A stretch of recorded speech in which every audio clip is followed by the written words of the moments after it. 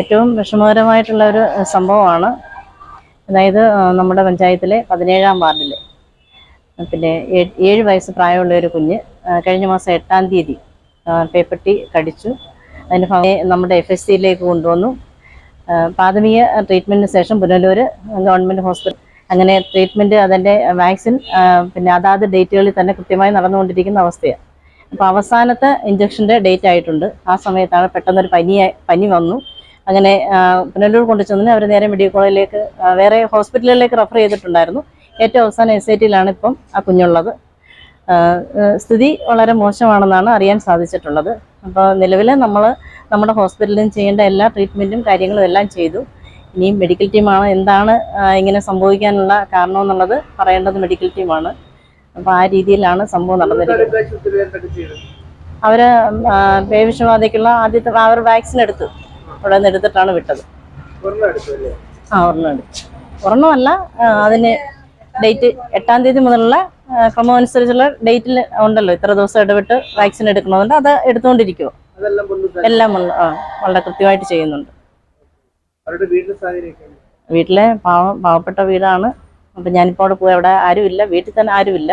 പിന്നെ അവർ ബന്ധുക്കൾ തൊട്ടടുത്തുണ്ട്. ഇപ്പോൾ ഈ കുഞ്ഞ് അതിൻ്റെ തൊട്ട് ഫ്രണ്ടിലായിട്ട് ഒരു വീട് പണി നടക്കുന്നുണ്ട്. ആ വീട്ടിലേക്ക് ഇച്ചിരി വെള്ളം കൊടുക്കാനായിട്ട് വെള്ളം കൊണ്ട് വീട്ടിൽ നിന്ന് ഇറങ്ങിയ വഴിക്കാണ് പട്ടി കടിക്കുന്നത്. അന്നേരം തന്നെ അവർ പെട്ടെന്ന് എടുത്ത് ഹോസ്പിറ്റലിൽ കൊണ്ടുവന്നു. കാരണം നല്ല ആഴത്തിലായിരുന്നു, കയ്യിൽ മുറിവുണ്ടായിരുന്നു.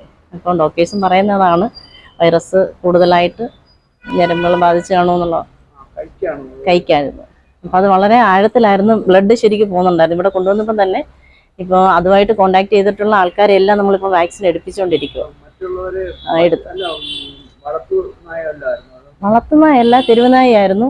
ഇത് വന്ന് കാരണം ഇത് 2 ദിവസം കഴിഞ്ഞ് അവിടെ ചത്ത് കിടക്കുന്നു എന്ന് പറഞ്ഞുകൊണ്ട് 2 ദിവസം കഴിഞ്ഞ് അവിടെ തന്നെ ആ ഭാഗത്ത് തന്നെ പിടിക്കുമായിരുന്നു കുഞ്ഞിനെ. താറാവിനെ പിടിക്കാനായിട്ട് വന്നതാണ്. അപ്പോൾ കുഞ്ഞിങ്ങോട്ട് വന്നതിനെ താറാവിൻ്റെ അടുത്തോട്ട് ആ വന്ന ഭാഗത്ത് അവിടെ തന്നെ വെച്ചാണ് കുഞ്ഞ് വരുന്നതനുസരിച്ച് ഇത് കുഞ്ഞിനെ കയറി പിടിച്ചത്.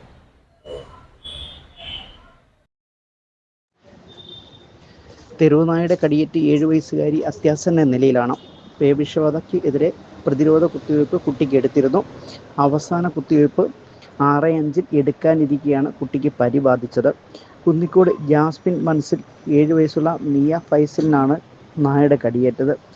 കഴിഞ്ഞ മാസം 8-ന് പകൽ 11-ന് വീടിനോട് ചേർത്തുള്ള സ്ഥലത്ത് വെച്ചാണ് കടിയേറ്റത്. മിയ ഫൈസലിൻ്റെ വീടിന് സമീപത്ത് നിർമ്മാണത്തിലിരിക്കുന്ന മറ്റൊരു വീട്ടിലെ തൊഴിലാളികൾക്ക് വെള്ളം നൽകിയിട്ട് തിരിച്ചു വരുമ്പോഴാണ് നായയുടെ കടിയേറ്റത്. താറാവിനെ ആക്രമിക്കാൻ തുടങ്ങിയ നായയെ തടയുന്നതിനിടയിലാണ് കുട്ടിക്ക് കടിയേറ്റത്. ഇടത് കൈക്ക് മുട്ടിന് മുകളിൽ ആഴത്തിൽ കടിയേറ്റ കുട്ടിയെ കൂടുതൽ കടിയേൽക്കാതെ തൊഴിലാളികൾ തടഞ്ഞു. തുടർന്ന് വിളക്കുടി കുടുംബാരോഗ്യ കേന്ദ്രത്തിലും പുനലൂർ താലൂക്ക് ആശുപത്രികളിലും വേണ്ടുന്ന കുത്തിവയ്പ്പുകൾ എടുത്തു. അവസാന കുത്തിവയ്പ് 6/5 എടുക്കാനിരിക്കുന്നതിനിടയിൽ വീട്ടിൽ വെച്ച് കുട്ടിക്ക് പനി പിടിക്കുകയായിരുന്നു. തുടർന്ന് പുനലൂർ താലൂക്ക് ആശുപത്രിയിലും തിരുവനന്തപുരം SIT ആശുപത്രിയിലും എത്തിക്കുകയായിരുന്നു. ഇപ്പോൾ കുട്ടി അത്യാസന്ന നിലയിൽ വെന്റിലേറ്റർ തുടരുകയാണ്. Kunjumon Kottotta, news bureau, Kunnikode. 8-ാം തീയതി 12 മണിക്ക് തൊട്ടപ്പുറത്ത് ഒരു വീട് പണി നടക്കുന്നുണ്ട്. അപ്പോഴത്തേക്ക് ഉച്ചയായപ്പോഴത്തേക്ക് സിനിമാർ പറഞ്ഞു പ്ലാസ്റ്റിക് വെള്ളം എടുത്ത് തന്നെ വെള്ളം കൊണ്ട് കൊടുക്കാൻ വേണ്ടി പോയതാണ്. കൊടുത്തിട്ട് തിരിച്ചു വരുന്ന വഴിക്കാണ് പെട്ടെന്നൊരു പട്ടി വന്ന് കുഞ്ഞിനെ കയറി അറ്റാക്ക് ചെയ്തത്. കൈയുടെ കണ്ട് ഈ ഭാഗത്തായിട്ടാണ്, മുട്ടിന് തൊട്ട് മേളിലായിട്ടാണ്, വലിയൊരു ആഴത്തിലാണ് മുറിഞ്ഞത്. അന്നേരം തന്നെ ഞങ്ങൾ അവിടെ വെച്ചൊന്ന് ശേഷം ബ്ലഡ് നിൽക്കുന്നില്ലായിരുന്നു. പെട്ടെന്ന് തന്നെ വിളക്കുടി ഹെൽത്ത് സെൻ്ററിലോട്ട് കൊണ്ടുവന്നു. അവിടെ വെച്ച് അവർ വൃത്തിയാക്കി കഴിയിട്ട് അവർ അവിടുത്തെ വാക്സിനേഷൻ ചെയ്തതിന് ശേഷം പറഞ്ഞ് കൊല്ലൂർ ഹോസ്പിറ്റലിലോട്ട് കൊണ്ടുപോയി വാക്സിൻ എടുക്കണമെന്നാണ് പറഞ്ഞത്. അങ്ങനെ വാക്സിനൊക്കെ എടുത്തു. അങ്ങനെ വലിയൊരു മുറിവായതുകൊണ്ട് ഡോക്ടർ പറഞ്ഞ് നമ്മൾ കുട്ടികളുടെ പീഡിയാട്രീഷ്യനെ കാണിക്കുമ്പോഴത്തേക്ക് തയ്ക്കണോ വേണ്ടോ എന്നുള്ളതിന് വേണ്ടിയാണ് ചോദിച്ചത്. അങ്ങനെ അവിടെ ഞങ്ങൾ കൊല്ലം മെഡിസിറ്റി സിറ്റി വെച്ച് പീഡിയാട്രീഷ്യൻ പറഞ്ഞ് തയ്ച്ചാൽ ചിലപ്പം പഴുക്കാനുള്ള സാധ്യത ഉണ്ടായിട്ട് അപ്പോൾ തയ്ക്കണ്ട എന്നാണ് പറഞ്ഞത്. പക്ഷേ അവിടുന്ന് ഞങ്ങൾ തിരിച്ച് കുളിപ്പിച്ച് വിട്ടാൽ മതി, നല്ല വൃത്തിയാവണ്ണം കഴിയുമെന്ന് പറഞ്ഞു. അങ്ങനെ കഴിയും, വൃത്തിയാവണ്ണം ഡെയിലിയൊക്കെ അങ്ങനെ കൈ വൃത്തിയാവണ്ണം ഭയങ്കര ശരീരവേദന, ആദ്യം കൈവേദന എന്നാണ് പറഞ്ഞത്. കൈവേദന, പിന്നെ ശരീരവേദന മൊത്തത്തിലായി. അങ്ങനെ ഞങ്ങൾ വീണ്ടും പീഡിയാട്രീഷ്യൻ മെഡിസിറ്റി കൊണ്ടുപോയി കാണിച്ചു. മെഡിസിറ്റി കൊണ്ടുപോയപ്പോഴത്തേക്കും ഞങ്ങൾ മുറിവിന് നല്ല തൊട്ട് പോയിക്കപ്പോഴത്തേക്ക് മുറിവിൻ്റെ അല്ല എന്നാണ് പറഞ്ഞത്. അതിന് ശേഷം വന്നു ആയപ്പോഴത്തേക്ക് കുഞ്ഞിന് ഭയങ്കര നട്ടല് വേദനയും തലവേദനയും, കുഞ്ഞിരിക്കാനൊന്നും പറ്റുന്നില്ല, തലവേദന